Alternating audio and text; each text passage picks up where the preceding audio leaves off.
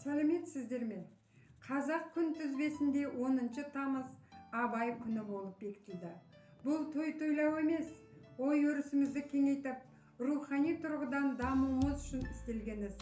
Абай ғұлама, ойшыл, ақын, ағартушы, ұлтының жаңа әдебиетінің негізін қалаушы, аудармашы, композитор ретінде ел тарихында өшпес із қалдырғаны сөзсіз. Оның өлеңдері мен қара сөздерінде ұлт болмысы, бітімі, тұрмысы, тіршілігі, дүние танымы, мінезі, жаны, діні, ділі, тілі, рухы көрініс тауып, кейін Абай әлемі деген құбылыс ретінде бағаланды. Құнанбаев күз. Сыр болтсы су қаптайды аспан, күз болып дымқыл тұман жерді басқан, білмеймін тойғаныма, тоңғаныма, жылқы ойнап биік ашқан, тай жарысқан, жасыл шөп, бәйшешек жоқ бұрынғыдай, жастар күлмес, жүгірмес бала шулай, қаяшы шал кемпірдей түсі кетіп, жапырағынан айырған ағаш қурай, қастырнақ қатарланып қайтса бермен, астында ақ шомшы жүр ол бір керуен, қай ауылды көрсең де жабырқаңқы, күлкі ойын көрінбейді сел-серуен.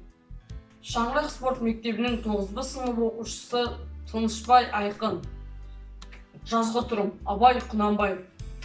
Жазғы тұрым қалмайды қыстың сызы, масатыдай құлпырар жердің жүзі, жан жануар адамзат ентелесе, ата-анадай ел жүрер күннің көзі. Жаздың көркі енеді жыл құсымен, жайраңдасар жас күлер құрбысымен, көрден жаңа тұрғандай кемпірмен шал, жалбаңдасыр өзінің тұрғысымен. Қырдағы ел, ойдағы елмен араласып, күлімдесіп, көрісіп, құшақтасып, шаруа қуа жастардың мойны босап, сыбырласып, сырласып, мауқын басып.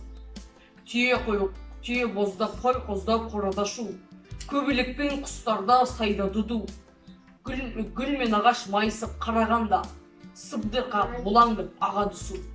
Көл жағалай мамырлап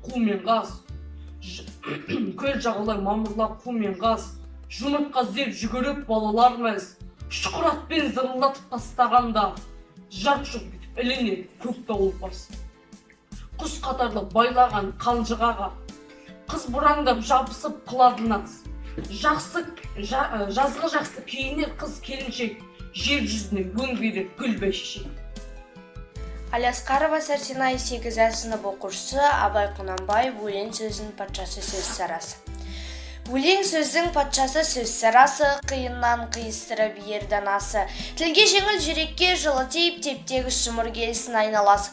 Бөтен сөзбен болғанса сөз арасы, ол ақынның білімсіз бейшарасы. Айтушы мен тыңдаушы көбін адам, бұл жұрттың сөз танымас бір парасы. Әуелі хаят, хадис сөздің басы, қосарлы бәйті мысал келді арасы. Қисын мен қызықты болмаса сөз, неге айтсын пайғамбар мен оның алласы. Мешіттің құтпаққан ғұламасы, мүнәжат уәлилердің зарын аласы. Бір сөзбен бір сөзіне қиыстырар, әрбірі келгенше өз самасы, өлеңге әркімнің ақпар таласы.